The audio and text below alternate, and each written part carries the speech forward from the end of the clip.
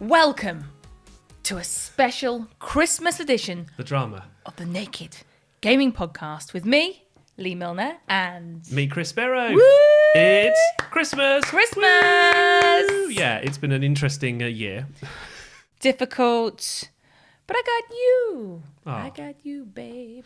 We got married this year. I know. That seems a long time ago now. A long time ago. Well, I thought we'd do a Christmas special just to cheer everyone up. Yeah.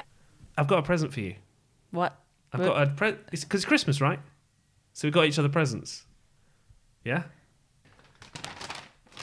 You said we weren't doing gifts. Pink wrapping paper and everything. Thank you. I know you'd So like it. thoughtful. So this is obviously my gift to you. So let me just... There you go. And also, if you've been listening to the podcast for a while, you've actually asked for this on the podcast. How did you wrap this?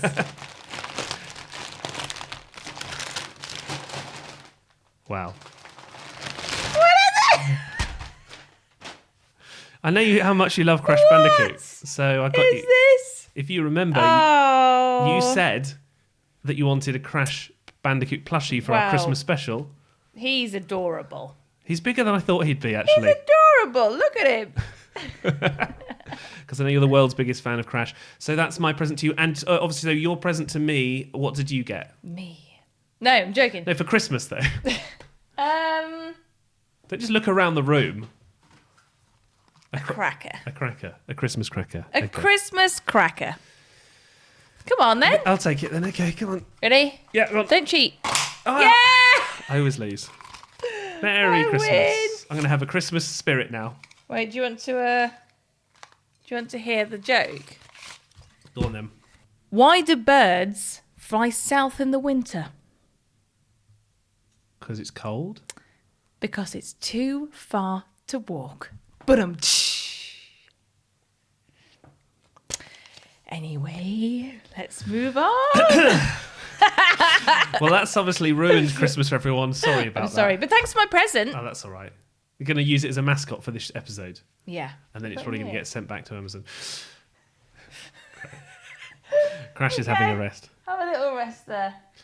So anyway, we have got some things that we've genuinely planned for this episode. Yeah, that's right. You're finding out later on, aren't you, Chris, about a film that's been made entirely in the Unreal Engine called Gods of Mars. Now, I've always wanted to direct a Star Wars movie, and this movie got the scope of Star Wars. But we're able to do it on a catering budget of a Star Wars movie. And there's something really kind of delicious about that. We review the big release, Cyberpunk. Welcome to the next generation of open world adventure. Immerse yourself in Cyberpunk 2077. Subscribe so you get every single episode. Just search for the Naked Gaming Podcast on Twitter, Instagram. iTunes as well, of course. You Yeah. can subscribe there. Leave us a Christmas review.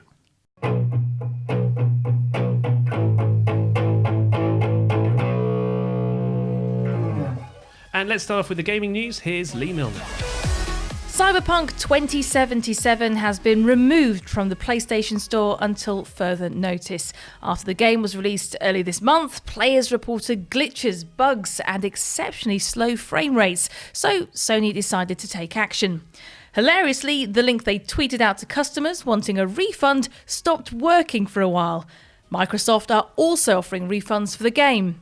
Meanwhile, Cyberbug 2077 is trending online. We'll be reviewing that game later on in this episode. The London Underground has temporarily renamed several of its stations in conjunction with the PlayStation 5 release. There's Miles End instead of Mile End after Spider-Man Miles Morales, the very tenuous Gran Turismo 7 Sisters, and our favourite Ratchet and Clancaster Gate. And finally, Nintendo Switch fans have revolted because in a recent update, Nintendo added a new online icon to the dashboard.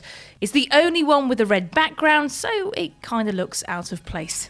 Why would you do that? Thank you, Leigh, and I know that you like things to match and be tidy, so that's it's really annoying for people who... I also like things to be really clean. Why are you leaning over?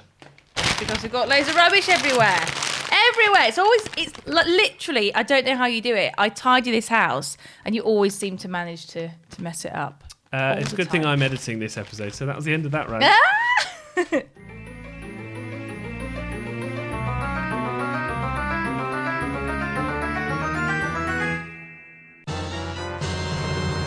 So I can't wait to tell you about this one. This is groundbreaking here. Yeah, this is absolutely amazing. Production has just started on the world's first feature-length film to be shot entirely with video game technology.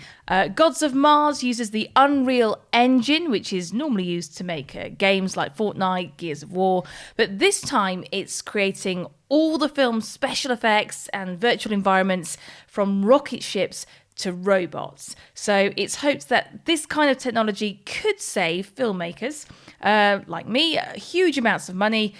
Chris, you've been taking a look.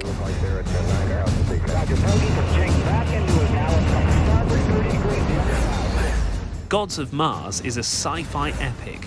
Think Star Wars set on the Red Planet. In the first trailer, you can see starships screeching by as the camera pans to the left, revealing Mars. Now, normally this kind of shot would involve a huge team of special effects artists. The big difference here, though, is that in Gods of Mars, all the special effects and outer space backdrops will be generated using the Unreal Engine, which has been developed by Epic Games. Now, this kind of technology has been used before, most recently in Disney's hit series The Mandalorian, but only for certain scenes. This is the first time an entire film is being made using LED walls and environments and objects that have been scanned into the computer. Peter Hayaguchi is the film's director, and he has some experience of using this technology already. I've known about the Unreal Engine as a game engine. About 15 years ago, I played this game called Unreal Tournament. And I spent hundreds of hours playing this video game. It's a first-person shooter game. It's fun. And I never thought it was going to eventually become a cinematic tool. This new technology of scanning real-life things and putting them into the Unreal Engine is really new. And it just sort of hit me like a ton of bricks. Why don't we scan miniatures and then put them into the Unreal Engine? Theoretically, it should look real because it is real. It's good. It's really good. So how did the concept for this film come about? Jonathan Schreiber wrote the script. My original conception of the movie was that it would take place, a lot of it underground, so it would be fairly low budget, and it could be done with sets. You'd only see Mars maybe and a few shots exterior.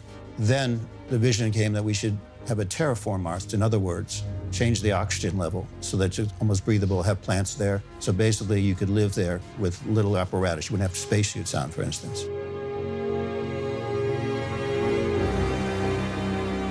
So with this brand new technology, you need a top visual effects supervisor. And here, that's David Stump. As a visual effects supervisor and as a cinematographer, it's a wonderful opportunity to explore doing things that we never thought of doing with the tools before. And action. You get to explore the technique, and then sometimes magic happens. So what's the point of using this new technology? Director Peter Hayaguchi says it's a lot cheaper. This project is being done with entirely new tools. The software, the hardware, the cameras, the editing, pretty much everything that we're making this movie on is different than what Hollywood uses today. This is Mars. Instead of spending $1 million a minute, which is how much a Pixar movie costs, we just need one computer and one graphics card, and boom, we're able to build photorealistic worlds in real time. Making a movie that looks like a game is unacceptable. And that's why Hollywood hasn't adopted this technology up until this point, because it looked like a video game. But now, it just looks like life. It's just mind-blowing how much of a paradigm shift this is. Now, I've always wanted to direct a Star Wars movie, and this movie got the scope of Star Wars. But we're able to do it on a catering budget of a Star Wars movie. And there's something really kind of delicious about that. The new visual reality approach is expected to save about 70% of the costs of a typical CGI-heavy production. That's potentially millions of dollars. The technology also means that production can be very COVID secure because you don't need as many people on set, and the single stage used for the film is very easy to sanitize. When it's finished, Gods of Mars will be the first feature-length film to be made with the Unreal Engine. Could this be the future of film production? It certainly could be, and some final footage from Gods of Mars will be shown in May next year. I am that which you see before you, nothing more. This is the Naked Gaming Podcast with me, Lee Milner, and Chris Berrow. Are you already on the drink? You having a bit cheeky cider there? It's cheeky Schneider. Apple Sean juice. Connery. Apple juice. Let's go to the new releases now. And there's really only one game to review. It's Cyberpunk. What's it called? Cyberpunk 2077. At CD Projekt Red, we dedicate ourselves to telling immersive stories. Yet with every new project, we set out to make our games bigger, more complex, deeply engaging. Come on, V. Let's get you home. So it's a futuristic world. You have cyber implants in your arms, in your eyes. You can get bionic eyes and stuff like that. Can I get my bionic leg in Well, this? you've said, because you've had a bit of surgery on your knee. My knee. And it I said- clicks. yeah. I could always do with a bionic knee. Well, in the future, I think you might be able to get a straight-up replacement. But this is a world where that's happened. So Okay. people can cosmetically choose to alter parts of their body. Your skin can become more protective against bullets. You can have bionic anything you like. If you could have anything, what would you have? If you could alter any part of your body, what would I'd you have have? a bionic nose so that I could actually breathe through my nose. Oh, yeah, you would. it's. I always struggle. I struggle. Yeah, Ooh, you struggle. life's hard. I know. It hasn't been a very good release, though, for CD Projekt Red. No. There's been bugs, glitches, freezes. People who played the PlayStation 4 version and the Xbox One versions have been basically saying it's unplayable. Mm-hmm. So, what's it like, Chris? What's it like to play? It's a hard game to review this.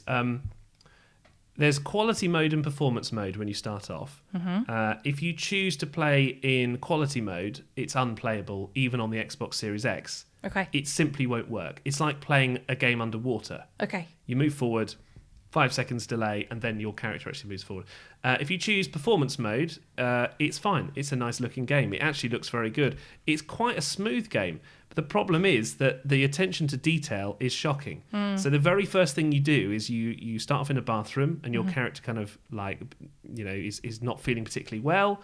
And the first thing you can do is walk into a cubicle in the bathroom, and there's some characters smoking, but they haven't bothered to put the cigarettes in their hands. So they're puffing away on nothing.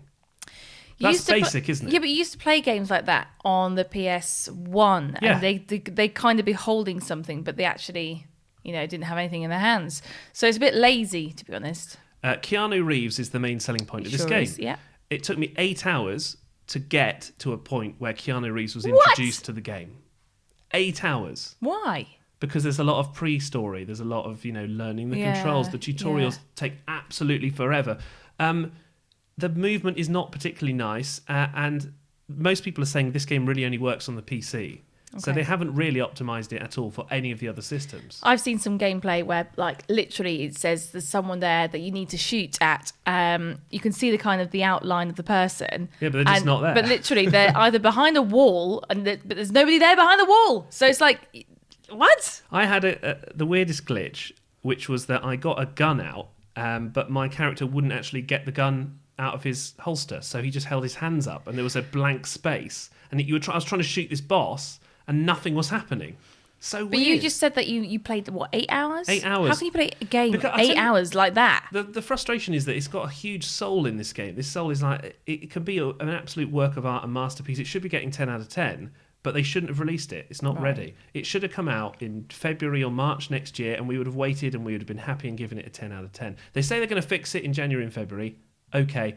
I think the best thing to do is pretend this game hasn't been released yet, just at all, because in February, March next year, it's going to be unbelievably good. So it's getting a 0 out of 10 because it's not out yet in my mind. Cyberpunk 2077 is not available on all platforms. It's not available on the PlayStation Store. But for those where it is available, it's about 50 quid.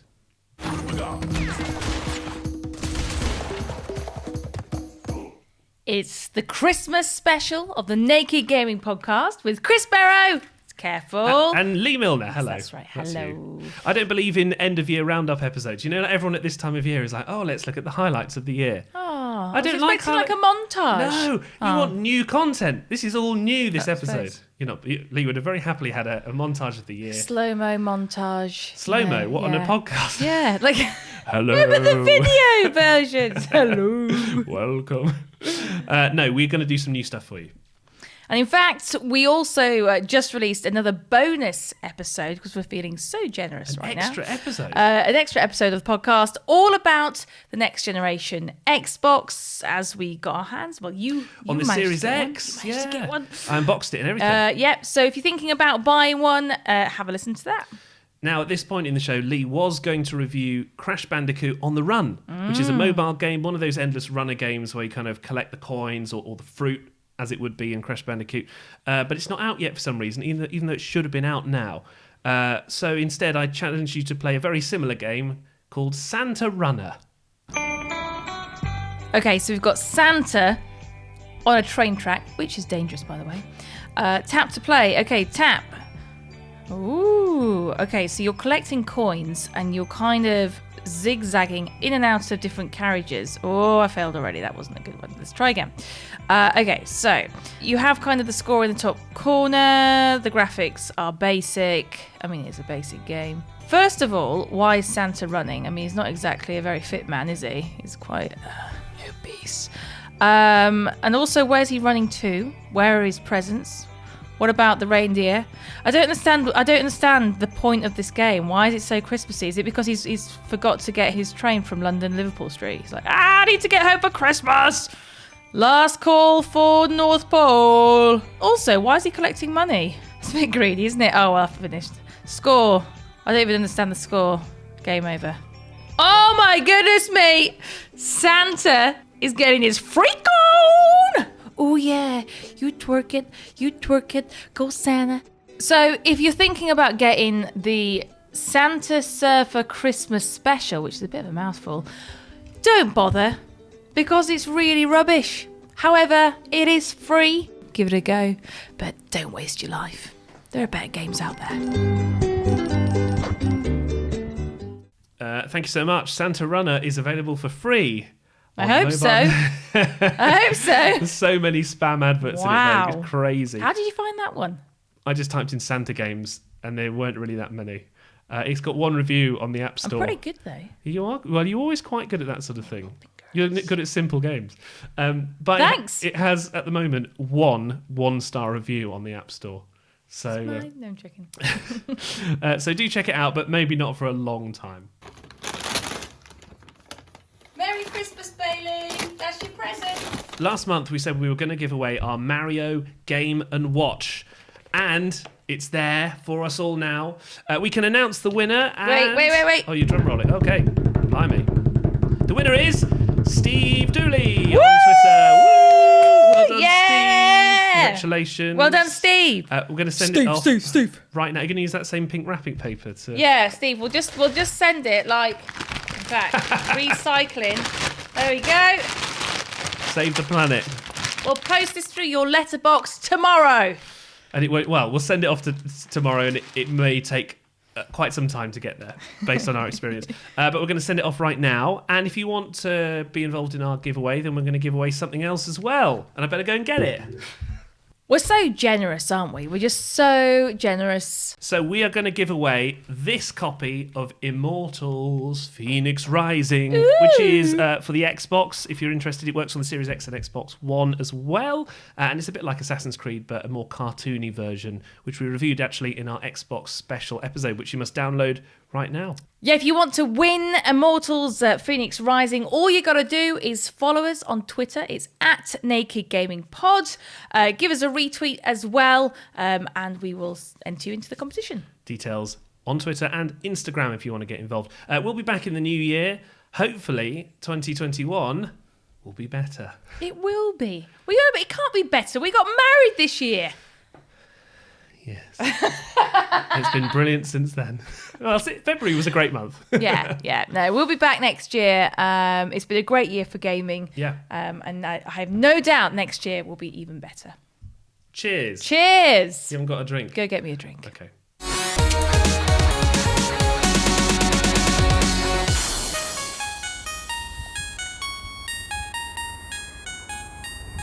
Hi, Bailey.